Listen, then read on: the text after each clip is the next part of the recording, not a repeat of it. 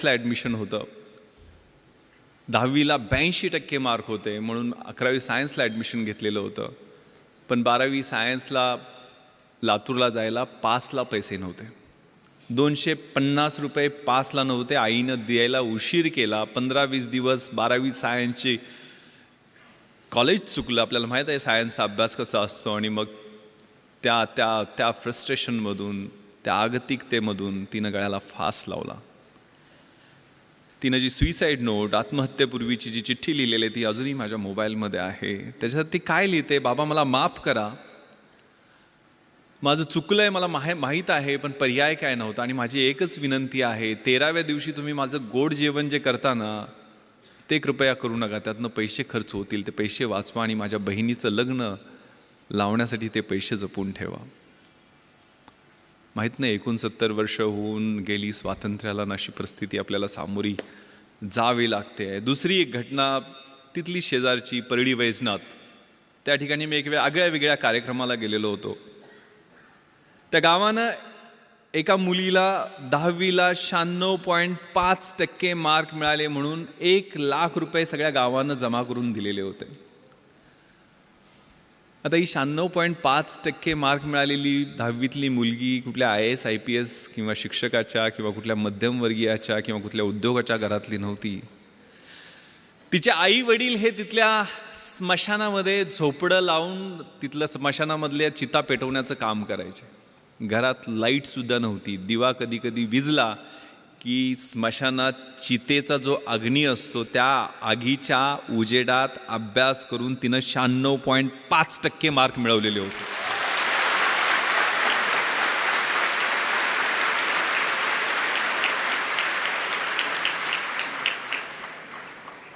तिच्या आईला हेही कळत नव्हतं की 96.5% म्हणजे किती असतात. ती तिला समजून सांगत होती की 90 वर 6 असतात आणि त्या 6 वर परत अजून अर्धा असतो म्हणजे 96.5%. ज्यावेळेला तिचा चेक तो 1 लाख रुपयाचा देऊन तिचा सत्कार केला, तिचे हात थरथरत होते. तिनं ज्यावेळेला उत्तर त्या सत्काराला भाषण देऊन केलं ते इतकं प्रतिम होतं.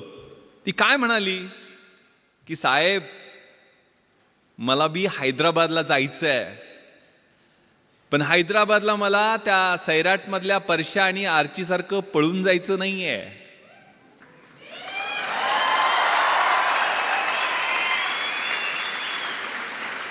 मला हैदराबादला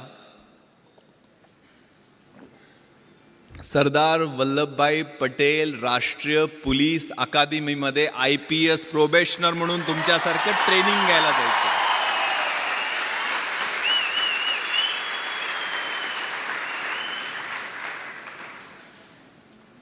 मला माझा भूतकाळ आठवला.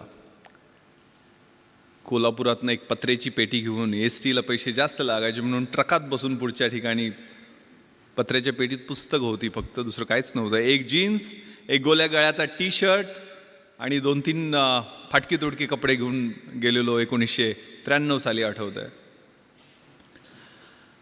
मनामध्ये स्वप्न होती, मोठी स्वप्न होती. पण तिथं गेलो त्यावेळेला परिस्थिती वेगळी होती. राहायची कुठंच मुंबईत सोय होत नव्हती. SIC ही IAS IPS अधिकारी बनवणारी पंढरी जी आहे ती चर्चगेट आणि VTच्या मध्ये आहे की जिथं राहणं सर्वसामान्य माणसाला परवडतच नाही आहे. परंतु सुदैवानं आमदार निवास आहेत. तर कुलाब्याच्या समोर ते मॅजेस्टिक आमदार निवासमध्ये पेटी टाकली, पत्र्याची पेटी ठेवली. पण आपल्याला माहीत आहे सगळे कार्यकर्ते आमदार निवासमध्ये त्या कुलाबा कॉजवेवर काय काय खातात आणि संध्याकाळी कसले कसले वास सोडतात सांगू शकत नाही आहे. झोपच लागायची नाही. मग ते बाहेर पट्टे टाकून झोपण्याचा प्रयत्न केला, पण ढेकणं आणि पिसवा आणि मच्छर एवढे त्यांच्याशी स्पर्धा करत तिथं राहायला लागायचं. तिथनंच 2 मिनिटाच्या अंतरावर यशोधन, सुनीती, सुरुची IAS IPS अधिकाऱ्यांच्या क्वार्टर्स आहेत. जिथनं लाल दिव्याच्या गाडीतनं झगमगीत सुटाबुटातले अधिकारी उतरायचे, त्यांच्याकडे पाहत लांबून उभा राहून बघायचो. तिथंच सर्वंट क्वार्टर्स त्यांच्या अधिकाऱ्यांच्या सोयीसाठी, त्यांच्या सेवेसाठी जे सर्वंट्स असतात त्यांच्या 10x10च्या छोटे छोटे सर्वंट क्वार्टर्स आहेत. तिथं मी थोरात साहेबांचं, आदरणीय थोरात साहेबांचं स्वागत करतो आपल्याच कॅम्पसमध्ये.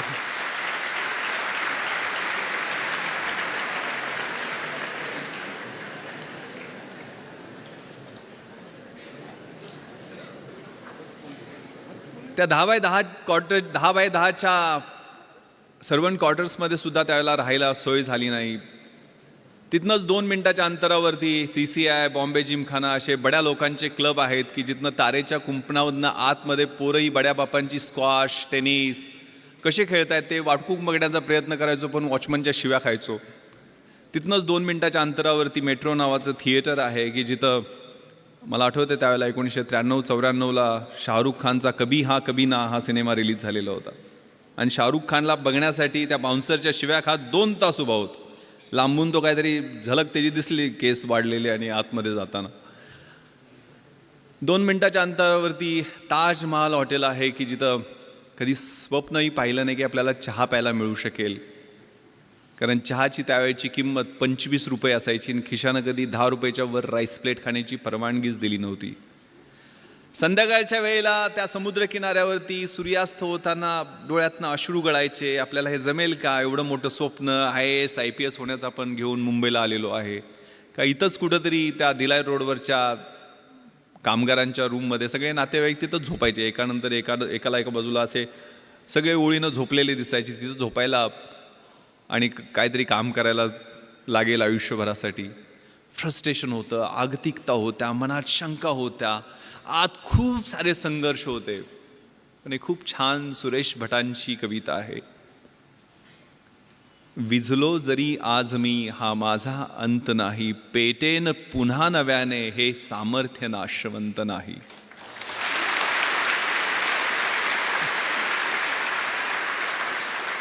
छाटले जरी पंख माझे पुन्हा उडेन मी, अडवू शकेल मजला अजूनशी भिंत नाही. माझी झोपडी जाळण्याचे झालेत कैक कावे, जळेल झोपडी अशी आगती ज्वलंत नाही. येतील वादळे खेटेल तुफान तरी वाट चालतो मी, अडथळ्यांना भिवून अडखळणे पावलांना पसंत नाही. ती मनामध्ये ऊर्जा होती, ते स्वप्न होतं. मग त्यातनं एक जिद्द निर्माण झाली आणि 2 वर्ष 1995 आणि 96 2 वर्ष पेकाट मोडेतोपर्यंत आणि बुडाला फोड येतोपर्यंत अभ्यास केला आणि परिस्थितीनं टर्न घेतला. परिस्थिती पालटली. IPS मध्ये निवड झाली. मुंबईत डेप्टी कमिशनर ऑफ पोलीस म्हणून नेमणूक झाली. ज्या ठिकाणी 10x10च्या सर्वंट क्वार्टरमध्ये झोपायला जागा शोधत होतो त्याच ठिकाणी 2200 स्क्वेअर फीटचा आलिशान फ्लॅट मरीन ड्राईव्हवरती शासनानं राहायला दिला.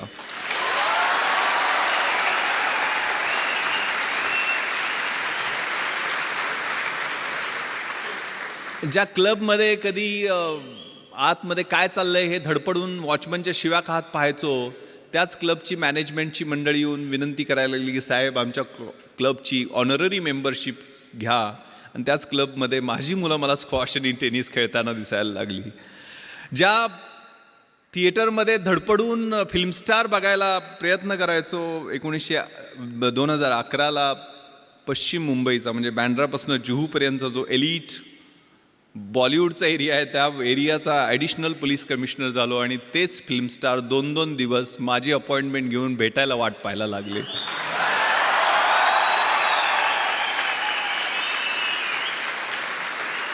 ज्या ताजमध्ये कधी चहा प्यायचंही स्वप्न पाहिलं नाही, त्याच ताजमध्ये 26/11च्या रात्री सगळ्यात जास्त मी आणि माझ्या सहकाऱ्यांची वाट पाहिली गेली आणि तिथंच अतिरेक्यांची 2 हात केल्यामुळं राष्ट्रपतींचं शौर्य पदक आम्हाला प्रदान करण्यात आलं. मी हे माझं कौतुक करण्यासाठी सांगत नाही आहे. एक फाटक्या चड्डीतनं सुरुवात शाळेत केलेली ती कुठंपर्यंत कशा पद्धतीनं ते मला सैराटमध्ये असं लपून चालायला लागायचं लहानपणी, आठवतंय मला. तर ती परिस्थिती कशी बदलू शकते त्यासाठी मनगटात किलिंग इन्स्टिंक्ट, लाथ मारीन तिथं पाणी काढीन ही जिद्द, हे तुमचं वय आहे. त्या वयामध्ये तुम्ही आहात, क्रुशियल वयामध्ये आहात आणि ते मग साकार करण्यासाठी काय मी एकटाच नव्हतो.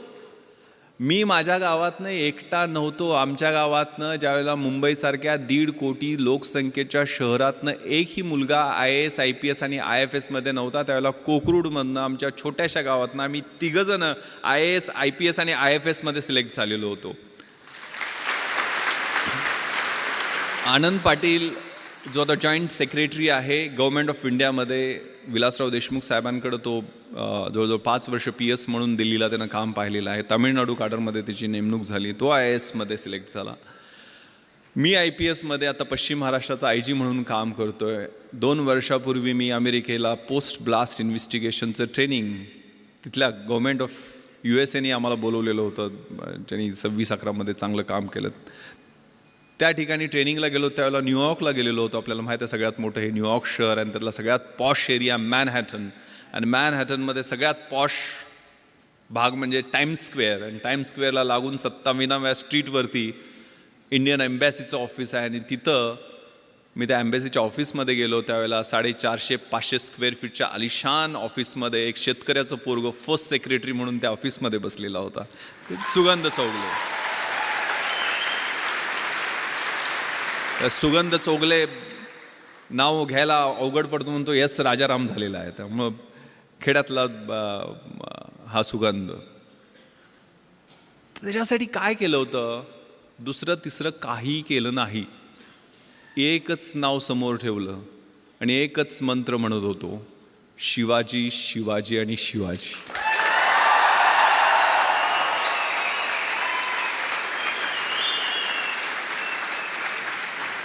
कुठेतरी व्हॉट्सअपवरती मला मेसेज आलेला होता की शिवाजी कुणाला म्हणायचं? जो 65 किलोची तलवार वागवतो त्याचं नाव वेसाजी. जो 2000 सैन्याशी एकटा झुंजतो त्याचं नाव बाजी. जो हात तुटला तरी शत्रूशी लढत राहतो त्याचं नाव तानाजी. जो 8 तासात घोडा दिल्लीवरून पुण्याला घेऊन येतो त्याचं नाव संताजी. जो शत्रूच्या छावणीत घुसतो आणि शत्रूच्या छावणीचा कळस कापून आणतो त्याचं नाव धनाजी. जो ढाण्या वाघाला एकटा सामोरे जातो आणि त्याला उभा फाडतो त्याचं नाव संभाजी. आणि या सगळ्यांना एकत्र घेऊन स्वराज्याचं नंदनवनाचं तोरण बांधतो त्याचं नाव शिवाजी.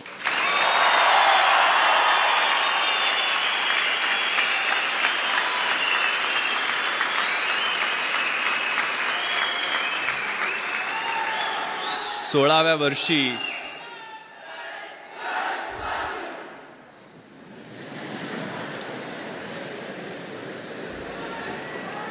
नुसत्या आरोळ्या नाही द्यायच्या, नुसत्या घोषणा नाही द्यायच्या. आतमधनं कणाकणामध्ये अगणित सूर्य शिवाजी नावाचे तयार झाले, तर ऑटोमॅटिक हा देश महासत्ता जो काही डॉक्टर APJ अब्दुल कलाम सरांच्या नावानं राजवर्धननी काहीतरी एक स्पर्धा परीक्षा केंद्र बनवण्याचं ठरवलेलं आहे. त्यांच्या प्रॉपर्टीची list doctor APJ Abdul Kalam सरांच्या वाचत होतो मी. काय जाताना घेऊन गेले? ज्यांनी आम्हाला स्वप्न पाहायला शिकवलं. मंजिले उन्हीं को मिलती है जिनके सपनों में जान होती है. यूं ही पंख होने से कुछ नहीं होता, हौसलों से उड़ान होती है. तो हौसला, ती जिद्द, ती इच्छाशक्ती. त्या कलाम सरांच्या प्रॉपर्टीच्या लिस्टमध्ये होतं. त्यांच्याकडे काय होतं? 3 ट्राउझर्स, 6 शर्ट, 2 सूट, म्हणजे सूट कोट घालायचे, 2500 पुस्तकं, एक फ्लॅट होता, तो पण त्यांनी सायंटिस्टच्या ज्या कम्युनिटी आहेत त्यांना डोनेट केलेला होता. TV नाही, फ्रीज नाही, वॉशिंग मशीन नाही, काही नाही आहे, परंतु 125 कोटी भारतीयांचं प्रेम आणि मन जिंकून ते निघून गेलेलं होतं.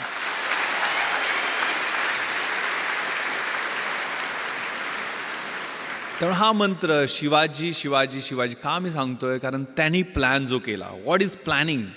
सगळं मॅनेजमेंट, सगळं काही शिकायचं असेल तर छत्रपती शिवरायांच्या चरित्रातनं शिकायला पाहिजे. What is planning? Deciding in advance what to do, when to do, how to do, who is suppose to do it.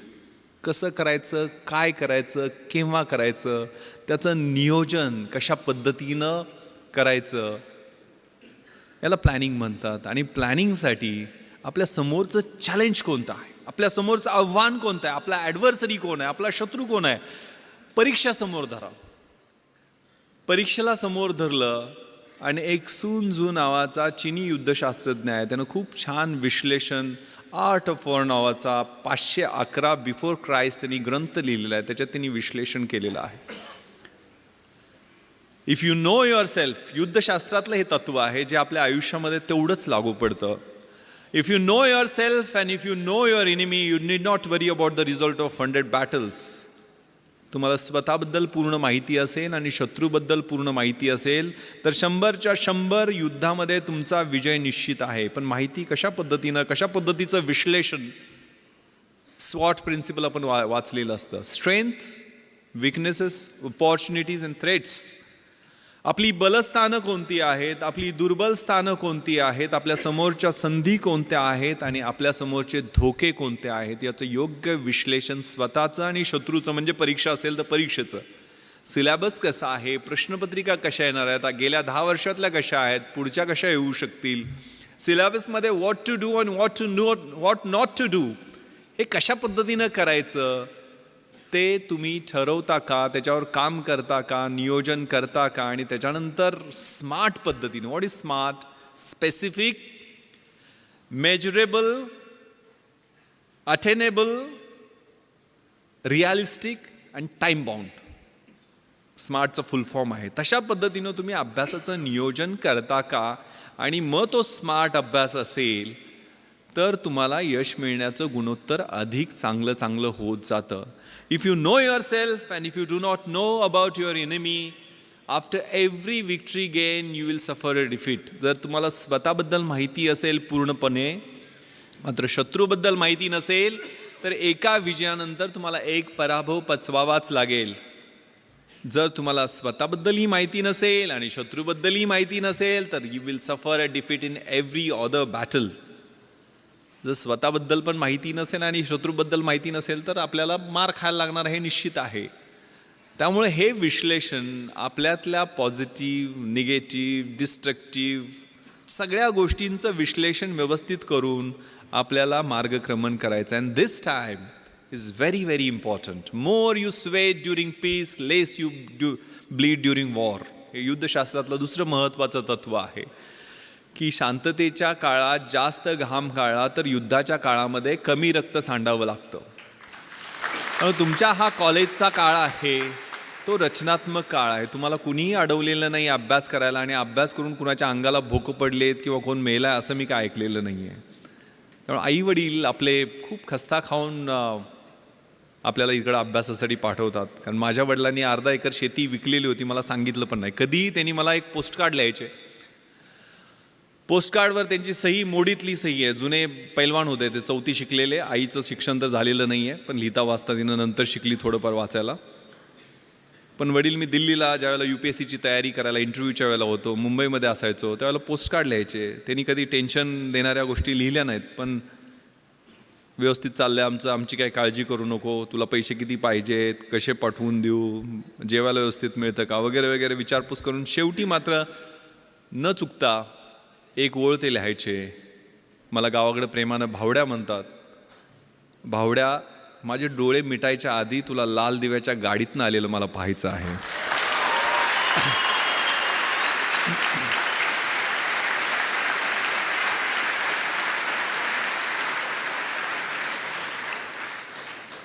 मग आग लागायची. कुठं कशी लागायची माहीत नाही, तर किडा पेटायचा. आपल्या त्या निरक्षर असो, अडाणी असो, पैलवान असो, पण माझ्या त्या बापाचं स्वप्न पूर्ण करण्यासाठी मी अभ्यास करणार. आणि मग तिथं कॉम्प्रोमाइज नाही. त्यामुळे प्लॅन केला तो. मग आनंद, मी, सुगंध एकत्र बसून आम्ही कॉलेजला असताना प्लॅन केला. तर तिघंजणं एका खेड्यातली 1800 लोकवस्तीच्या गावातनी 3 पोरं प्लॅन करू शकतात. तर तुम्हाला तिथं इतकं चांगलं इन्फ्रास्ट्रक्चर आहे, पुस्तक आहे, मार्गदर्शक आहेत, सगळ्या गोष्टी उपलब्ध आहेत. एवढ्या सगळ्या गोष्टी असताना घोड्याला फक्त पाण्यापर्यंत आपण घेऊन जाऊ शकतो. त्याला पाणी प्यायचं की नाही हे आपण ठरवायचं आहे. त्यामुळे आपण सगळेजण निर्णय घ्यायचा आहे त्याच्या बाबतीत. त्यावेळेला तो प्लॅन केला. यश अपयश मिळत राहतं, असतं, त्रास होतो, पेन्स होतात, फ्रस्ट्रेशन येतं. जे मी तुम्हाला सांगितलं, मी मरीन ड्राईव्हवरती फिरायचो. पहिल्यांदा इंटरव्ह्यूतनं नापास झालो, त्यावेळेला अजून फ्रस्ट्रेशनमध्ये गेलेलो होतो. 21व्या वर्षी मुलाखतीतनं परत आलेलो होतो. पण दुसऱ्याच वर्षी 3 पोस्टवर सिलेक्ट झालो. एक पण नाही आहे. मी पहिल्यांदा MPSCतनं सेल्स टॅक्स इन्स्पेक्टर झालो, नंतर डेप्युटी कलेक्टर झालो आणि IPS UPSCच्या एक्झाममधनं झालो. म्हणजे 12 परीक्षा मी सलग पास होत गेलो. 1996ला 1997ला ट्रेनिंगला गेलो. आता 20 वर्ष सर्व्हिसमध्ये होत आहेत. आता 43व्या वर्षी स्पेशल IGP म्हणून काम करतो. त्या कशा पद्धतीनं पास होत गेलो, त्याचं नियोजन कसं होतं, ते काय ऑटोमॅटिक आलं का लक बाय चान्स होता, किंवा आमच्या तिघांचं यश एकत्र कसं काय मिळालं, तर याला एक ट्रॅप होता. When you are planning to fail when you are failing to plan you are planning to fail असं म्हटलं जातं. तुम्ही नियोजन करणं हे परत परत रिपीट करतो की तुम्हाला काय करायचं आहे ते आत्ता ठरवा. म्हणजे IAS IPS ह्या पूर्ण मिळून 150 पोस्ट असतात, IAS IPS आणि IFS सगळ्यात मिळून साधारण 900-950 पोस्ट वेगवेगळ्या 26 अलाइड सर्व्हिसेसमधल्या धरल्या तरी असतात. त्या काय सगळी मिळून येणार नाही आहेत. पण तुम्हाला ज्या क्षेत्रामध्ये जायचं आहे त्याच्यात कशा पद्धतीनं गोल्स आहेत, त्याला कशा पद्धतीनं तयारी करावी लागेल. पुस्तकं मिळणं प्रॉब्लेम होता, कशी मिळवणार पुस्तकं. तर मी मोठ्या म्हणजे पश्चिम महाराष्ट्रात मी युद्ध पातळीवर प्रयत्न करून यावेळेला 33,000 गणपती मंडळांना DJ आणि डॉल्बी लावू दिले नाहीत. 100% आम्ही यश मिळवलं की डॉल्बी पूर्ण बंद गणपती मंडळ. कारण मी गणपतीच्या आशीर्वादानं IPS मध्ये सिलेक्शन झालं माझं. त्याचं रिझन मी सांगतो. गणपती मंडळात पैसे, मग शेतकऱ्याच्या पोरांना पैसे कुठून मिळणार. इथल्यासारख्या चांगल्या कॉलेजमध्ये किंवा इन्फ्रास्ट्रक्चर असणाऱ्या कॉलेज, राजाराम कॉलेजमध्ये होतो, गव्हर्मेंट कॉलेज होतं, तिथं काय सिव्हिल सर्व्हिसेसची पुस्तकं तुम्हाला घरी मिळतील अशी परिस्थिती नव्हती. मग आम्ही मित्र बसलो, मग काय करायचं. यावेळेला गणपती मंडळात डॉल्बी आणायचं नाही, नटी नाचवायची नाही. दरवेळेला ती नटी नाचवण्यावर भांडणं आमच्या गावात व्हायचं. मग ते कोल्हापूर भाग आहे ना, इकडे काय परिस्थिती वेगळी नाही आहे. मी नेवाशाला वगैरे जाऊन आलेलो आहे, सगळा परिसर पाहिलेला आहे तुमचा. सो एक गाव एक गणपती करण्याचा आम्ही निर्णय घेतला. आणि माहीत आहे पोलिसांना किती टेन्शन असते. इथे इन्स्पेक्टर ओमासे बसलेले आहेत. म्हणजे मी गणपती स्तोत्र पण त्यानंतर रोज म्हणायला लागलो. प्रणम्य शिरसा देवम गौरीपुत्रम विनायकम भक्ता वासम स्मरणित्यम आयु कामार्थ सिद्धये विद्यार्थी लभते विद्या धनार्थी लभते धनम पुत्रार्थी लभते पुत्र मोक्षार्थी लभते गतिम. म्हणजे ज्या देवाच्या पूजनाने प्रत्येक शुभ कार्याची सुरुवात होते, जो विद्यार्थ्याला विद्या देतो, धन पाहिजे त्याला धन देतो, अपत्य पाहिजे त्याला अपत्य देतो, मोक्ष पाहिजे त्याला मोक्ष देतो, तो गणपती बाप्पा आम्हा पोलिसांना मात्र भरपूर टेन्शन देतो. कारण त्याच्याकडे असणारं अटेन्शन. मग ते अटेन्शन आम्ही बदललं. गावातनं पैसे जमा केले आणि व्याख्यानमाला घेतली. त्यावेळेला निर्मल कुमार फडकुले, शिवाजीराव भोसले असे व्याख्याते आणूनसुद्धा आमचे 44,000 रुपये शिल्लक राहिले. कारण सहकार चळवळ आमच्या भागात ही चांगल्या पद्धतीनं रुजलेली आहे. सगळ्या कारखान्यांनी सूतगिरण्यांनी चांगली मदत दिली होती. 7 का 8,000 रुपये खर्च झाले. 44,000 रुपये. मग करायचं काय याचं. तर गाववाल्यांनी वेगवेगळे प्रस्ताव दिले. कुणी म्हटलं तालीम बांधूयात, कुणी व्यायामशाळा करूयात, कुणी म्हटलं ॲम्ब्युलन्स गावात आणूया, त्याच्यासाठी अजून पैसे जमा करू. पण आम्ही प्रस्ताव दिला की हे पुस्तकासाठी पैसे आम्हाला द्या. आम्हाला काही कथा कादंबऱ्या नाटकं कविता असली पुस्तकं नको. तर आम्हाला MPSC UPSC bank recruitment, railway recruitment, army recruitment याच्यासाठी लागणारी स्पर्धा परीक्षेची पुस्तकं पाहिजे. ते वाघिणीचं दूध आम्हाला द्या, आम्ही तुम्हाला रिझल्ट दाखवू. गाववाल्यांनी नाही होय करत पुस्तक आणायला परवानगी दिली. 44,000 रुपये आम्हाला पुस्तकासाठी मिळाले. मी आणि माझे मित्र ती लिस्ट घेऊन पुण्याला गेलो. पुण्यामध्ये जेवढी जमतील तेवढी. त्यावेळेला NCERTची पुस्तकं कुठं मिळतात हे पण माहीत नव्हतं. NCERTची पुस्तक विमाननगरला कुठल्या तरी एका सेंट्रल स्कूलच्या तिथल्या लायब्ररीमध्ये मिळतात म्हटल्यानंतर तिथनं आम्ही जाऊन पुस्तकं आणली. म्हणजे हनुमान जशी संजीवनीसाठी अख्खा डोंगर घेऊन आलेला होता, तशी जेवढी मिळतील तेवढी NCERTच्या पुस्तकात ठराविकच लागतात पुस्तकं. या परीक्षेसाठी व्हॉट नॉट टू डू हे खूप महत्त्वाचं असतं. आणि ते नियोजन, कॉमन सेन्स, परीक्षेची तयारी. म्हणजे हे UPSCसाठी मी बोलत असलो तरी तुम्ही ह्या रेग्युलर गोष्टी तुमच्या रोजच्या जीवनामध्ये सवयी लावून घ्या. कारण अभ्यासाची शैली माझ्या अंगभूत मी करण्याचा प्रयत्न केला होता. मी मोटरसायकलचा नंबर दिसला तरी त्या 786 असेल तर 786 झाली. जगाच्या इतिहासात काय झालं, महाराष्ट्राच्या इतिहासात काय झालं, भारताच्या इतिहासात काय झालं ते आठवायचा प्रयत्न करायचो. डायरी प्रत्येक पानावर माझ्या छोटी डायरी होती त्या ठोकळ्यात. कारण मी इतिहासात माझं ऑप्शनल सब्जेक्ट होता. मी कुठलंही म्हणजे CSR एक माझ्याकडं असायचं नेहमी, जे नेहमी जाताना कुठेही वाचायचो. मी अगदी ॲन्युअल ट्रेनिंग कॅम्पला रुकडीला गेलेलो होतो कोल्हापूरच्या जवळ. 5 महाराष्ट्र बटालियन NCC सर्टिफिकेट मी केलेलं आहे. शेवटच्या वर्षी ज्यावेळेला कॅम्प होता त्यावेळेला CSR घेऊन गेलेलो होतो. आणि तिथं मग वक्तृत्व स्पर्धा जाहीर झाल्या, इलोक्युशन कॉम्पिटिशन. मग त्याच्यात मी पार्टिसिपेशन केलं. इंग्लिश आणि हिंदीच. NCC असल्यामुळे 2च ऑप्शन होते. हिंदी काय जमायचं नाही. इंग्लिश पाठांतर खूप चांगलं होतं पण अर्थ काय कळायचं नाही. एक CSRचा मॅगझिन होतं माझ्याकडं, त्यात नॅशनल इंटिग्रेशनचा निबंध होता. इकडेही विषय नॅशनल इंटिग्रेशन, पण तो निबंध देशात पहिला आलेल्या मुलाचा होता. आणि तो निबंध मी काहीही कळत नसताना जसाच्या तसा पाठ केला आणि मी पहिला नंबर काढला. मला म्हणजे अजूनही मला तो निबंध आठवतोय नॅशनल इंटिग्रेशनवरती जो होता. The strength of the nation lies not in its loud claims and mouth watering directive principles of the state policy but in the spirit of service and that of the complete dedication of one's both body and soul to the cause of unity and integrity of the nation. आता महत्त्वाचं सांगतो, मी deputy collector उपजिल्हाधिकारी म्हणून जे selection झालं त्यावेळेला मला फक्त इंग्रजीमध्ये 100पैकी 92 मार्क मिळाले होते म्हणून झालेलं होतं. हे 92 मी मराठी माध्यमाचा, माझं ॲव्हरेज इंग्लिश होतं, पण माझं ग्रामर आणि रायटिंगमधलं इंग्लिश बोलताना मी UPSCची मुलाखतसुद्धा मी मराठीतून दिलेली आहे. पण तिथं मी काय केलं, मी पेपर फोडला नव्हता. 92 मार्क मला कसे पडले, कारण त्यावेळेला 40 मार्काला एसे असतो. आता मी कुठला निबंध पाठ केला होता, नॅशनल इंटिग्रेशनचा, आणि इथं मला निबंध कुठला आलेला होता, if I wear a prime minister, मी पंतप्रधान झालो तर. आता मी कसे बदल केले त्यातले, म्हणजे मी मगाशी आता भाषणात सांगितलं नॅशनल इंटिग्रेशनमध्ये कसं होतं, the strength of the nation lies not in its loud claims and mouth watering directive principles of the state policy. इकडं कसं गेलं, the strength of the nation lies not in prime ministers loud claims and his mouth watering directive.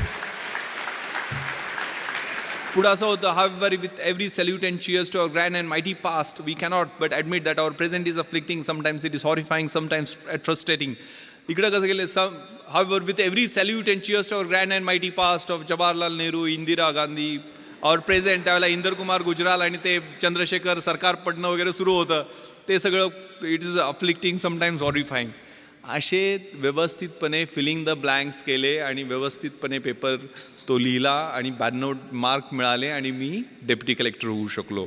हा प्रयोग माझ्या मित्रानं केला आणि त्याला 37 mark फक्त पडले. त्यामुळं हा प्रत्येकाचा इंडिव्हिज्युअल अप्रोच असतो, प्रत्येकाच्या अभ्यासाची शैली ही वेगळी असते. माझी दुसरं कारण, मी डेप्युटी कलेक्टर होण्याचं माझा समाजशास्त्र विषय मी घेतलेला होता. कधी घेतला, ज्यावेळेला MPSC प्रिलिम्सचा रिझल्ट लागला आणि मी पास झालो आहे आणि 1.5 महिन्यांनी MPSCची मुख्य परीक्षा आहे हे माहीत झाल्यानंतर मी समाजशास्त्र विषय घेतला. कारण मराठी लिटरेचर माझा दुसरा ऑप्शनल सब्जेक्ट UPSCच्या अभ्यासासाठी, IAS IPSच्या तयारीसाठी मराठी साहित्य होता. पण MPSCमध्ये मराठी साहित्याचा चांगला स्कोअर होत नाही आहे, त्यामुळे मला माझ्या मित्रांनी सांगितलं की तो विषय घेऊ नको. मग मी समाजशास्त्र विषय घेतला. समाजशास्त्राचं, सोशॉलॉजीचं स्पेलिंग सोडून मला काहीही माहीत नव्हतं. मी बाजारात गेलो, सगळ्यात छोटं पुस्तक असेल ते निवडलं आणि ते 175 पानाचं पुस्तक घेऊन आलो. आणि माझा एक मित्र संजय देशमुख, जो MPhil इन सोशॉलॉजी झालेला होता, त्याला म्हटलं मला जरा मार्गदर्शन कर रे, माझं 7 दिवस मी देऊ शकतो या विषयाला, मला समाजशास्त्र विषयात चांगले मार्क्स पाडायचे आहेत. तोही मेन्सला होता. तो 3 ठोकळे त्यानं मोठे मोठे काढले आणि जवळजवळ 350-400 डेफिनेशन्स इंग्लिशमध्ये त्याला पाठ होत्या. आणि असं टेन्शन दिलं की म्हटलं आता आपण गळ्यात दगड बांधलेला आहे आणि उडी मारलेली आहे आणि 100% बुडणार. मात्र ते 7 दिवस त्या पुस्तकाबरोबर मी अभ्यास केला, म्हणजे रोमॅन्स केला, लिटरली कॉन्सेप्ट समजून घेतले.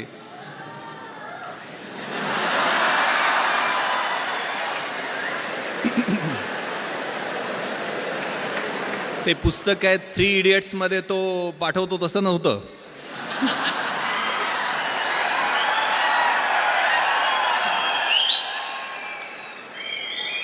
आणि तुम्हाला विश्वास बसणार नाही, माझं मार्कशीट तुम्हाला मी दाखवेल. ज्यावेळेला रिझल्ट लागला, जो MPhil इन सोशॉलॉजी होता संजय देशमुख, त्या माझ्या मित्राला 200 पैकी 80 मार्क पडले, म्हणजे 40% मार्क मिळाले. त्या ठिकाणी 8 दिवस रोमॅन्स करून, 8 दिवसच अभ्यास करून मला 200 पैकी 160 म्हणजे 80% मार्क मिळाले.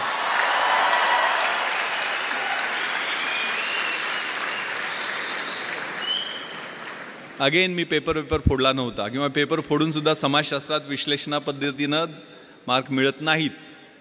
काय केलं मी? Common sense. रोजच्या जीवनशैलीमध्ये आपलं जे निरीक्षण असतं, आपलं ऑब्झर्वेशन असतं, ते खूप महत्त्वाचं आहे. प्रश्न काय होता समाजशास्त्रात? बलुतेदारी सिस्टमबद्दल प्रश्न होता. तर बलुतेदारी सिस्टम मला पुस्तकात वाचायची गरज काय आहे?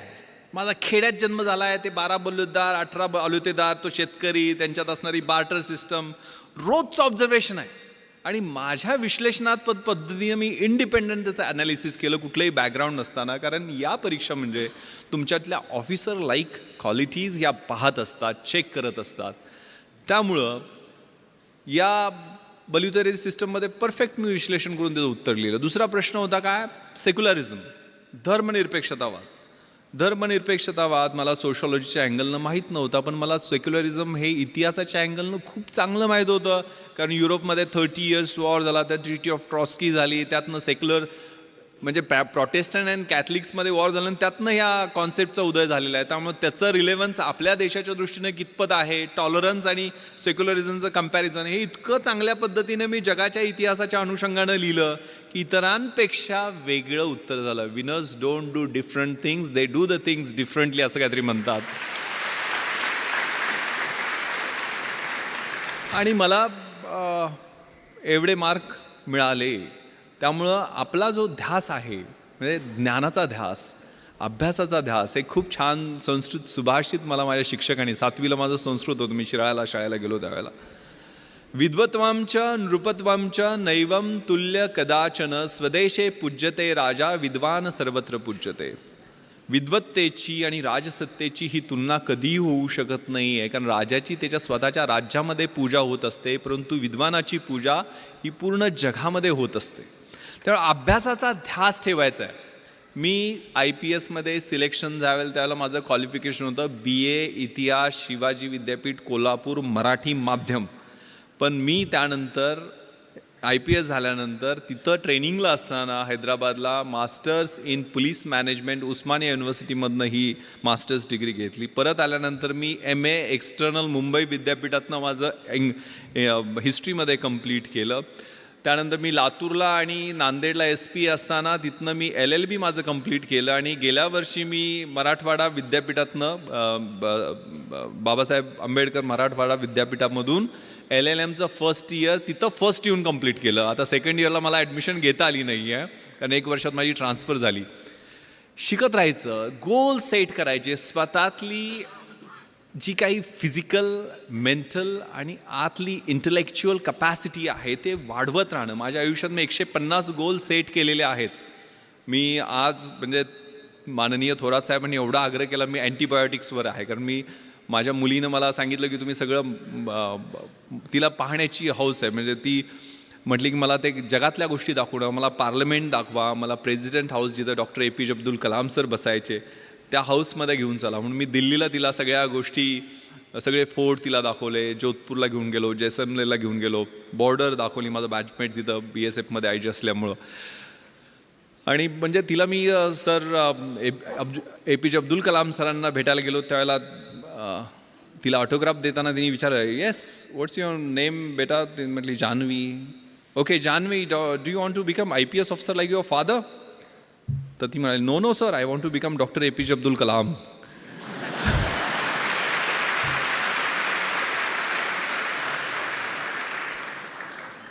इथं सावित्रीच्या लेखी सगळ्या आहेत. म्हणजे ते मला दंगल सगळ्यांनी पाहिला ना?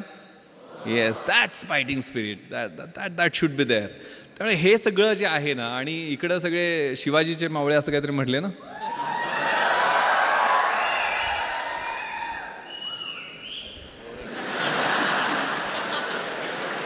पहिल्यांदा कळालं शिवाजीचे मावळे शिट्ट्या पण घालत होते.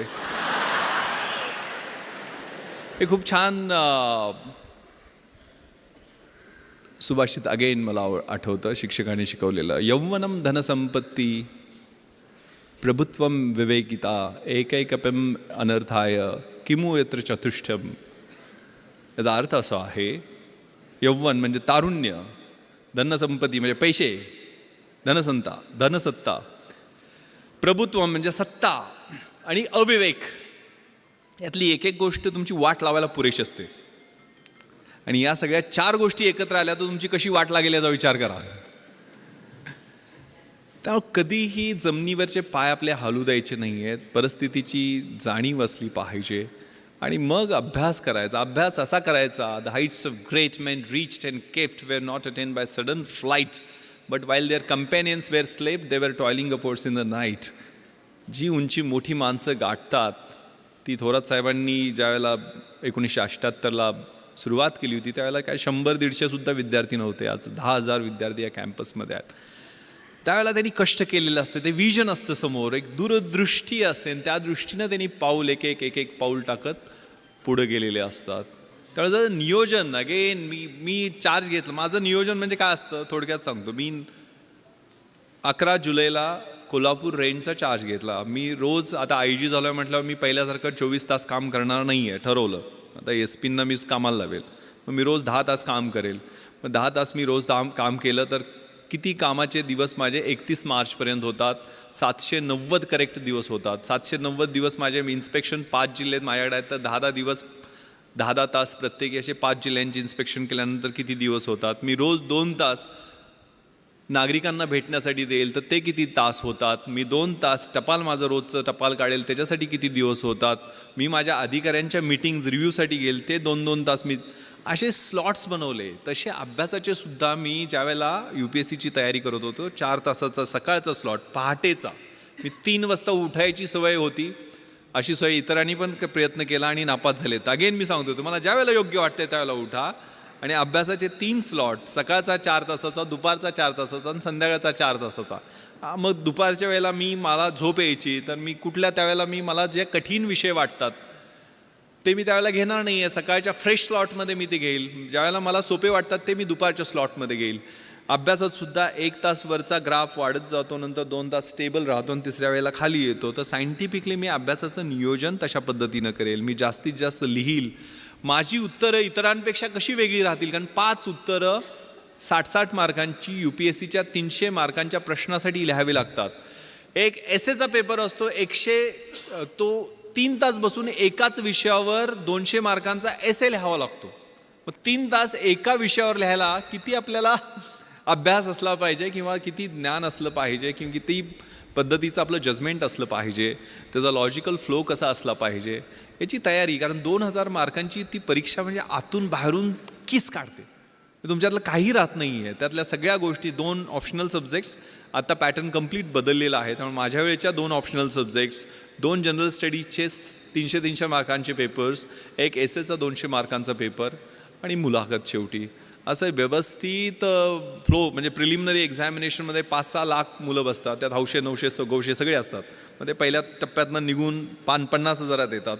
मग 50,000 मुलांची साधारण मेन एक्झामिनेशन ही 2000 मार्कांची, आता 1750 मार्काची होते ती मेन एक्झामिनेशन. त्यातनं मग 300 मार्कांचा इंटरव्ह्यू, आता तो 250 मार्कांचा 275 मार्कांचा आहे. तो 3 टप्प्यातनं मग मेन एक्झामिनेशनमध्ये साधारण 2000 मुलं निघतात आणि म्हणजे पोस्ट असतील त्याच्या 2.5% टाईम्स. तर त्यातनं मग 750-800 फायनल लिस्टमध्ये येतात. त्यातले टॉपचे एक 70-80 IAS होतात. नंतरचे IPS किंवा IFSमध्ये प्रिफर करतात आपल्या प्रेफरन्सप्रमाणे, बॉडी पॅरामीटर्सप्रमाणे. नंतर IRS, रेल्वे सर्व्हिसेस असे वेगवेगळे प्रेफरन्स, त्याचा प्लॅन. मग त्यातले काडरमध्ये नेमणूक होणं हे अजून सोन्याहून पिवळं. तर ह्या सगळ्या गोष्टी त्याचं नियोजन त्या कॉलेजच्या असताना त्यावेळेला सुरुवात केलेली होती. ती आपल्याला ज्या क्षेत्रामध्ये जायचं आहे त्याची पूर्ण माहिती करून घेणं आणि त्याच्याप्रमाणे नियोजन करणं. आज तर नेटवर तुम्हाला A to Z सगळ्या गोष्टी उपलब्ध आहेत. मात्र आपली मुलं, मी आता एक सर्वे वाचत होतो, जगातला सर्वे येतो, 20,000 तास आजकाल 16व्या वर्षापर्यंत मुलं नेटवरती यायचं. आणि त्या 20,000 तासामध्ये ते साधारण 15,000 मर्डर, 12,000 रेप आणि ॲप्रॉक्सिमेटली 1,00,000 पोर्नोग्राफिक क्लिप पाहत आहेत. आणि याच्यामुळं ॲटोमॅटिक वेपन्सचा वापर, ड्रग्सचा वापर, एड्स, चाकूसुऱ्यांचा वापर शाळांमध्ये वाढलेला आहे. तर आपण कशा पद्धतीनं त्या व्हॉट्सअप किंवा सोशल मीडियावरती कुठल्या संगतीमध्ये आहे. कारण मी 3 रेव पार्ट्यावरती रेड केलेले आहेत. मी पुण्याची इकडं तुम्हाला माहीत असेल, पण मुंबईमध्ये ओकवूड हॉटेलमध्ये क्रिकेटचे IPL प्लेयर्स वगैरे पकडले होते म्हणून खूप गदारोळ झालेला होता मुंबईमध्ये. खूप मला मोठ्या लिडिंग न्यूजपेपरनी 5 प्रश्न विचारले, मोठमोठी आर्टिकल्स लिहायच्या नाईट लाईफवर तू हल्ला करणारा कोण वगैरे वगैरे. पण ज्यावेळेला यांचे ब्लड आणि युरिन रिपोर्ट्स आले, त्यातल्या 98% मुलामुलींच्या ब्लड युरिन्समध्ये हे अफीम, चरस, गांजा, कोकेन असे नाही, फ्लनिट्रेप्झेमसारखे, म्हणजे त्याला नायट्राईट बेस्ड ड्रग्ज म्हणतात, ज्याला डेट रेप म्हणतात, जे पबमध्ये गेल्यानंतर 1 ड्रॉप थम्सअपच्या एखाद्या बाटलीमध्ये मिक्स केला आणि तो एखाद्या मुलीला दिला तर तिची मेमरी ब्लर होते. एक संडे नावाचा सिनेमा आलेला होता, Sunday is missing from the life of that girl, किंवा फॅशनमध्ये हा प्रकार दाखलेला होता. म्हणजे डेट रेप, डेटवर घेऊन जायचं आणि रेप करायचं, सकाळपर्यंत तिचं आयुष्य उद्ध्वस्त झालेलं असतं.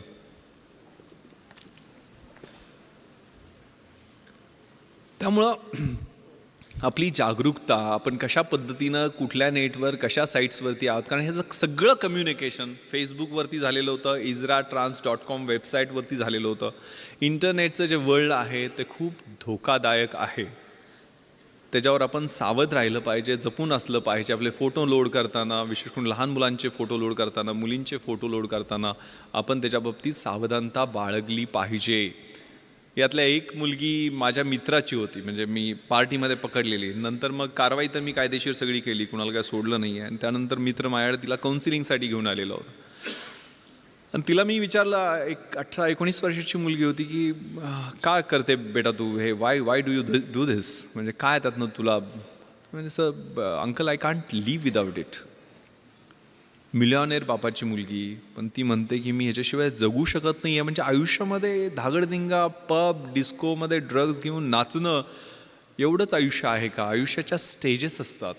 आयुष्य आपलं 20मधलं कसं आहे, 30मधलं कसं आहे, 40मधलं कसं आहे, 70 झाल्यानंतर आपल्याला एक समाधानाची सुरकुती ज्यावेळेला चेहऱ्यावरती कुणाची सेवा करून मिळेल ते कसं राहील, सगळ्याचा विचार करण्याची आवश्यकता आहे. आणि सगळ्यात धोका जो जगभरामध्ये आहे तो नार्को टेररिझमचा आहे. म्हणजे टेररिझमसाठी नार्कोटिक्समधनं मिळालेले पैसे, म्हणजे गोल्डन क्रिसेंट आणि गोल्डन ट्रँगल हे तुम्ही कुठंतरी वाचलं असेल. म्हणजे पाकिस्तान, अफगाणिस्तान हा जो बेल्ट आहे तो गोल्डन क्रिसेंटचा, आणि थायलंड, म्यानमार, लाओस हा जो बेल्ट आहे तो गोल्डन ट्रँगलचा. यातनं जो ट्रेड ड्रग्सचा होतो तो $1000 बिलियन आहे.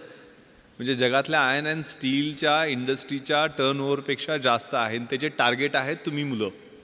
मग आजकाल जे ट्रान्स फेस्टिवल, सनबर्न फेस्टिवल आणि सगळ्या गोष्टी ज्या होत असतात त्यातनं सावध राहिलं पाहिजे आपण. कारण त्या म्युझिक, कारण मी डॉल्बी सिस्टम का बंद केली, ते राक्षस उभा राहतात, त्यातनं सुद्धा आवाज जे निर्माण होतात ते 120-130 डेसिबलचे जे आवाज आहेत ते सर्वसामान्य माणूस कानानं ऐकू शकत नाही. त्याला एक तर दारू ढोसावी लागते किंवा ड्रग्ज घ्यावे लागते. ड्रग्ज घेतल्यानंतर ते कलर्स असतात, फ्लोरोसंट कलर्स, त्याला आपण टच करू शकतो. ते म्युझिक आपल्या कानामध्ये पिअर्स होताना आपल्याला जाणवत असतं. आणि स्पष्ट शब्दात सांगायचं तर शरीरासंबंधातला जो आनंद असतो तो काही तासासाठी त्या काही ड्रग्सच्या माध्यमातून मिळतो. पण त्यावेळेला तुमचं पूर्ण ब्रेन खोकला होतो, सिझलर होतो. त्याला सिझलर ड्रग असं म्हणतात. ॲम्फिटिमाइनचे डेरिव्हेटिव्ह आहेत, MDMA वगैरे, किंवा एक्स्टसीचे जे प्रकार आहेत, त्यातनं तुमची स्प्लिट पर्सनॅलिटी होते, सिझोफ्रेनिया ज्याला म्हणतो आपण. हे धोकादायक आहे. कारण मी 150 एकदा मी सगळे चेन स्नॅचर्स बोलवले होते मुंबईमध्ये ॲडिशनल कमिशनर असताना. का गुन्हे करतात? आणि त्यातले 90% मुलं ही ड्रग्सच्या आहारी गेलेली होती. मग एकदा त्या सर्व सेंट्रल नर्वस सिस्टमचा ताबा घेतला अशा एखाद्या व्यसनाने, म्हणजे आणि त्या वयात, ह्या ठराविक वयात, कारण 16व्या-17व्या वर्षीचे सगळे संसर्ग होतात. म्हणजे झालं तर छत्रपती शिवाजींसारखं महान आणि मोठं तेजस्वी कार्य 16व्या वर्षीच त्यांनी सुरुवात केली होती. शंभू महादेवाच्या साक्षीनं स्वराज्याचं तोरण बांधलं होतं, त्याच वयात केलेली होतं. आणि वाट लागायला सुद्धा आयुष्याची तेच वय असतं. चांगला संसर्ग असेल तर चांगला संसर्ग त्याच वयामध्ये होतो, आणि वाईट सवयी लागल्या तर त्या निघत नाही, ते त्याच वयामध्ये होतात.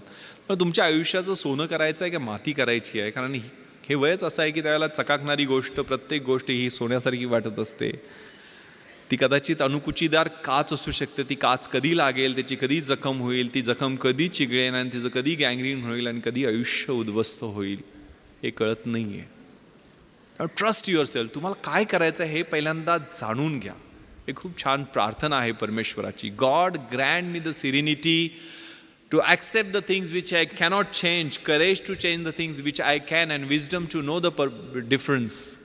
परमेश्वरा, ज्या गोष्टी मी बदलू शकतो ते बदलण्याचं मला धैर्य दे, ज्या बदलू शकत नाही आहे ते स्वीकारण्याचं मला सामर्थ्य दे, आणि ज्या बदलू शकतो आणि ज्या बदलू शकत नाही आहे त्या दोन्हीमधला फरक ओळखण्याचं शहाणपण दे. ते शहाणपण खूप महत्त्वाचं आहे. शेवटचा प्रश्न मला लेफ्टनंट जनरल सुरेंद्रनाथनी विचारलेला होता की विश्वास इस दुनिया में तुम क्यों आए हो. माझं मराठी माध्यम होतं, पण हिंदी, मराठी, इंग्लिश जसं जमेल तसं.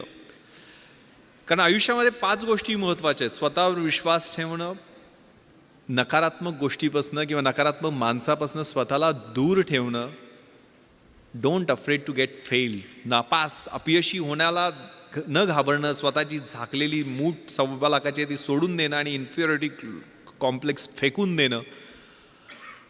वर्क लाईक हेल, जे ज्यावेळेला पेन व्हायला लागते ना, ज्यावेळेला वेदना व्हायला लागते. ते मोहम्मद अलीचं कुठेतरी वाक्य मी वाचलेलं होतं की तू किती पुशअप्स काढतोस. म्हणजे मी पुशअप्स मोजतच नाही, ज्यावेळेला माझ्या वेदना सुरू होतात त्यावेळेला मी मोजायला सुरुवात करतो. त्यावेळेला pens. The winning horse doesn't know why it runs. It runs due to beats and pains. Life is a race. God is your rider. And if you are getting beats and pains, then it's for sure that you are going to win the race. शर्यतीत जो घोडा पळतो ना,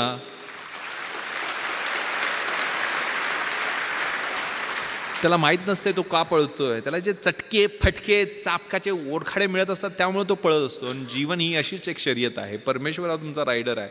आणि जर तुम्हाला ते चटके आणि फटके मिळत असतील तर परमेश्वराची इच्छा आहे की तुम्ही ती शर्यत जिंकावी. तेव्हा ते चटके फटके मिळत आहेत का, तेव्हा आयुष्य प्लेन नाही आहे. Work like hell and give something back to the society. Last, very important. आपण कशासाठी आहे, काय आहे आणि आपण काय द्यायचं. जगातली 3 सगळ्यात सुंदर क्रियापद आहेत. To love, to help and to serve. प्रेम करणं, मदत करणं आणि सेवा करणं. ज्या ज्या वेळेला शक्य आहे त्या गोष्टीसाठी आपण तडफडून पुढे गेलं पाहिजे. त्यातनं जे समाधान मिळतं ते आपल्या सेल्फिश मोटिव्ह किंवा मटेरियलिस्टिक किंवा भौतिक गोष्टीमधनं मिळत नाही. पण मी जी मुलाखतीत मला शेवटचा प्रश्न विचारला होता की विश्वास इस दुनिया में क्यों आए, गोंधळून टाकणारा प्रश्न होता.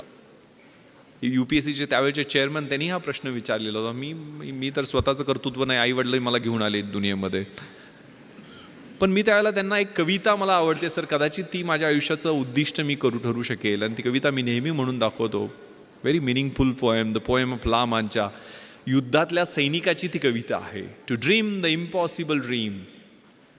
जे अशक्य आहे ते स्वप्न मला पाहायचं आहे. टू फाईट द अनबीटेबल फो. ज्याचा कोणी पराभव करू शकत नाही त्याला जाऊन मला हरवायचं आहे. To run where the brave dare not to go. ज्या ठिकाणी कुणी जाण्याचं धाडस करत नाही तिथे जाऊन मला धावायचं आहे. To try when your arms are too weary. माझे हात, पाय, बाहू, शरीर सगळं थकून गेलंय त्यावेळेला मला तो एव्हरेस्ट समोर दिसतोय. तो एव्हरेस्ट गाठण्यासाठी मला एक एक पाऊल पुढे टाकायचं आहे. To reach that unreachable star. This is my quest to follow that star, no matter how hopeless, no matter how far. To fight for the right without questions, without pause. To be willing to march into the hell for heavenly cause. मला सत्यासाठी संघर्ष करायचा आहे. त्यावेळेला कोणताही प्रश्न विचारायचा नाही, कोणताही थांबा घ्यायचा नाही आहे. माझी नरकात जायचीही तयारी आहे, मात्र त्यासाठी असणारं कारण स्वर्गीय असलं पाहिजे.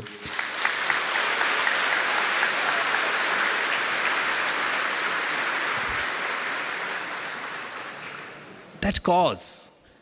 त्या कवितेतल्या पुढच्या ओळी आहेत. I will be true to that glorious quest. My heart will lie peaceful and काम when I am late to my rest. And the world will be better for this that one man स्कॉन and covered with scars steel strove with his last ounce of courage to reach that unreachable star. तो युद्धातला सैनिक ज्यावेळेला त्याच्या अंगावर जखमा असतील त्या भळभळणाऱ्या जखमाबरोबर घेऊन त्या स्टारच्या, त्या ताऱ्याच्या दिशेनं तो ज्यावेळेला जाईल, त्या हौतात्म्याच्या दिशेनं तो जाईल, त्यावेळेला जग सगळं म्हणेल की येस, हा शेवटपर्यंत लढत राहिला, हा शेवटपर्यंत लढत राहिला, देशासाठी लढत राहिला, समाजासाठी लढत राहिला. कारण डिग्निटी, डेथ विथ डिग्निटी खूप महत्त्वाची आहे. आपला आयुष्याचा शेवट कसा होतो हा खूप महत्त्वाचा आहे. कारण आता उदाहरण देताना सुरुवातीला परिचय करून देताना 26/11 सांगितलं गेलं. 26/11च्या अगोदरची परिस्थिती, दरम्यानचे ते 60 तास आणि त्यानंतरचे 1.5 वर्ष मी मुंबईला बदलताना पाहिले आणि माझ्या आतमधनं जे बदल होत होते ते मी पाहिलेले आहेत. माझी पत्नी बऱ्याचदा विचारते की तुम्ही एक ग्लॉक पिस्टल घेऊन बुलेट प्रूफ जॅकेट नसताना, कारण ते ऑड युद्ध होतं. कारण मी आणि माझा बॉडीगार्ड सुरुवातीला आम्ही दोघंच घुसलेलो होतो. 9:40 अतिरेकी 2 मुख्य दरवाज्यातनं आणि 2 नॉर्थ कोट गेटमधनं घुसले आणि 9:51 11व्या मिनिटाला मी आणि माझा बॉडीगार्ड अमित खेतले, ज्याला 3 गोळ्या लागल्या, दोघंजण आम्ही पाठीमागच्या स्विमिंग पूलच्या गेटमधनं आत घुसलो. 11व्या मिनिटाला मी घुसलो. ज्या वेळेला खाली स्विमिंग पूलच्या एरियामध्ये 7-8 परकीय नागरिकांचे मृतदेह रक्ताच्या थारोळ्यात होते, त्यावेळेला खात्री होती की आपलाही इथंच एंड आहे, हीच आपली समाधी आहे. आतमध्ये 100% आपण जिवंत राहणार आहे, पण मारायचं किंवा मरायचं एवढंच ध्येय त्यावेळेला समोर होतं. त्यामुळे हात थरथरले नाहीत.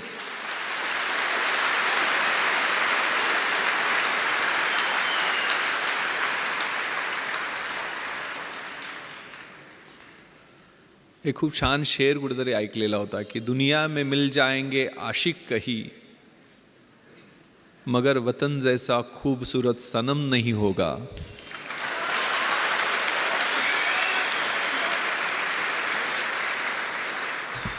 नोटों में लिपटकर सोने में समेटकर मरे हैं कई,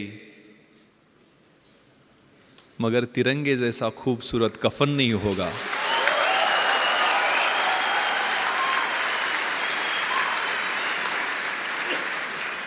yes, that death with dignity, ते देशासाठी असणारं मरण ते प्रत्येकाच्या भाग्यात नसते ना.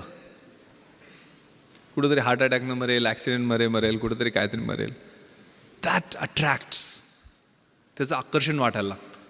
ती स्पर्धा करताना वेगळी मजा असते. कारण ज्यावेळेला आतमध्ये क्रिस्टल हॉलच्या बाहेर 3 पाठमोरे अतिरेकी, म्हणजे त्यांच्याकडं प्रत्येकाकडं एक AK-47, 6 डबल मॅगझिन, म्हणजे एका मॅगझिनमध्ये 30 गोळ्या असतात, 550-650 AK-47चे राऊंड, एक ॲडिशनल पिस्टल, त्याचे 60 ते 100पर्यंत राऊंड, 25 ग्रेनेड प्रत्येकाकडे. एक ग्रेनेड ब्लास्ट केला तर 25 मीटरच्या परिघातला माणूस मेला तरी पाहिजे किंवा जखमी झाला पाहिजे. आणि प्लॅस्टिकच्या बॅगमध्ये 8 किलोचा RDXचा बॉम्ब, म्हणजे आपण जो पाहिला डोममध्ये, प्रत्येकाकडे एक. आणि असे 4 होते आणि आम्ही 2 जण होतो. माझ्याकडे ग्लॉक पिस्टल होती, जी कम्पॅरेटिव्हली चांगलं वेपन आहे. 18 गोळ्यांचे 2 मॅगझिन्स ग्लॉक पिस्टलमध्ये असतात आणि माझ्या बॉडीगार्डकडे साधी पिस्टल होती. म्हणजे तरी पण आम्ही एकदा ट्रिगर ओढला तर आमची एकच गोळी बाहेर पडणार आणि त्यांनी एकदा ट्रिगर ओढला तर 30 गोळ्या बाहेर पडणार, असा तो फरक होता. पण ज्यावेळेला क्रिस्टल हॉलच्या मध्ये लग्न सुरू होतं आणि त्याच्या बाहेर हे 3 पाठमोरी अतिरेकी सुनील कुडियादी तिथला सिक्युरिटी चीफनं दाखवले आणि तिथं फ्रॅक्शन ऑफ सेकंड न गवतात बॅटल कॉकपिटिशनवर त्यांच्यावरती आम्ही फायरिंग करू शकलो की ज्यात एक जखमी झाला आणि तिथनं ते पळाले, म्हणून तिथल्या हॉलमधल्या लग्नात अडकलेल्या लोकांचे जीव वाचले. ते क्रुशियल होतं. त्यावेळेला तो बाहेर गोंधळ अडकलो असतो, मला कोणी प्रश्न विचारले नसते, कारण माझ्या बुलेट प्रूफ जॅकेट नव्हतं, ॲडिशनल मॅन पॉवर येण्याची वाट पाहणं स्वाभाविक होतं. ज्या आतमधनं जो कॉल होता, कॉल फॉर द ड्युटी, कारण पहिल्यांदा ह्या फायरिंग नंतर 11:07 एकही राऊंड फायर झालेलं नाही. म्हणजे 1 तास 5 मिनटं एकही राऊंड ताजमध्ये फायर झालेलं नाही. आम्ही सगळे मजले चेक केले साऊथ विंगचे. ताजचं विभाजन हे नॉर्थ विंग आणि साऊथ विंगमध्ये, जुन्या ताजमध्ये जे काय महाभारत झालं ते जुन्या ताजमध्येच झालं. तर नॉर्थ विंगमध्ये ते पळून गेले आणि आम्ही साऊथ विंग चेक करून खाली आलो. 11:07 मात्र 2 ग्रेनेड ब्लास्ट त्यांनी केली, ज्यात शँडिलियर तुटून खाली आलं. आणि गेटवरती मी गेलो तर 2 मिसरूडनं फुटलेली 2 पोरं माझ्यासमोर अजून आली मदतीसाठी. SRPतले हे जवान समाधान मोरे आणि राहुल शिंदे. राहुल 21 वर्षाचा जवान शहीद झाला 2:45च्या गोळीबारामध्ये. यांच्याकडे तर 303 रायफली होत्या, 30 राऊंड होते.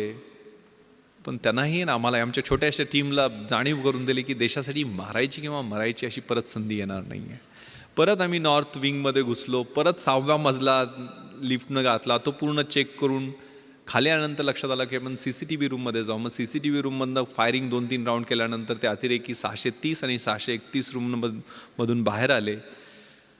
याची माहिती त्यावेळेचे commissioner of police Hasan Ghafoor आणि जॉईंट कमिशनर मारिया साहेबांना दिली. आणि दोघांनी सांगितले की जोपर्यंत नेव्हल कमांडोज पोचत नाही तोपर्यंत थोपवून ठेवते, ऑन द वे आहेत.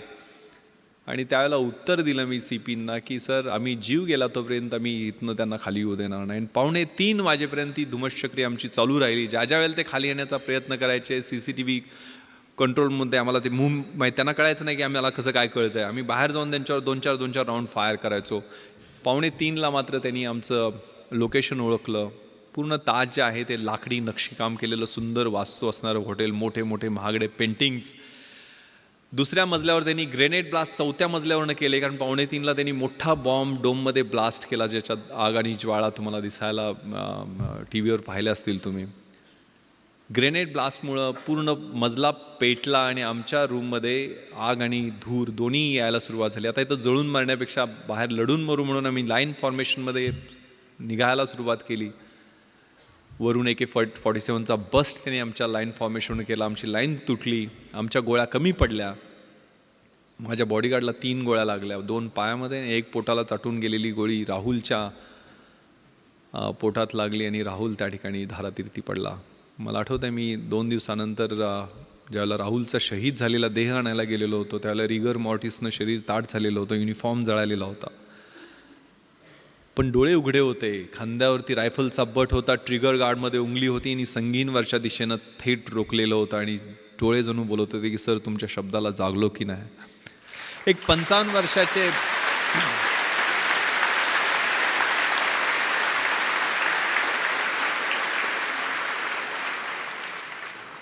एक 55 वर्षाचे अंमलदार तुकाराम ओंबाळे त्यांचं नाव, 5 गोळ्या पोटामध्ये घेतात काय AK-47च्या. एक लाठी घेऊन तो माणूस चढाई करून जातो कसाबवरती.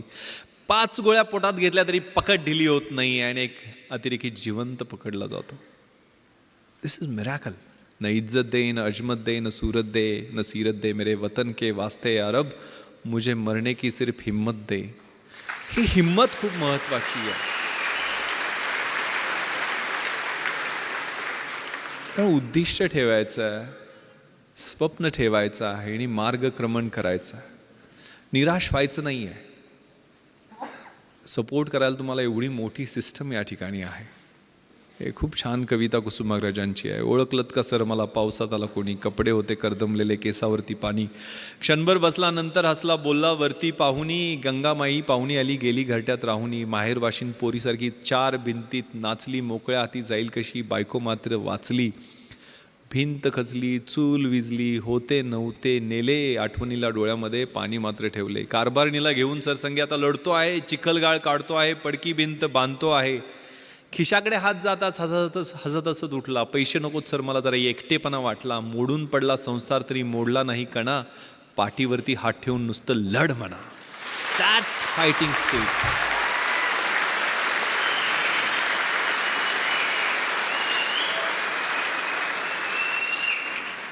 That is the fighting spirit जे तुमच्या वयामध्ये छोट्या मोठ्या आव्हानांना, छोट्या मोठ्या अडचणींना, छोट्या छोट्या आक्रमणांना घाबरायचं नाही आहे.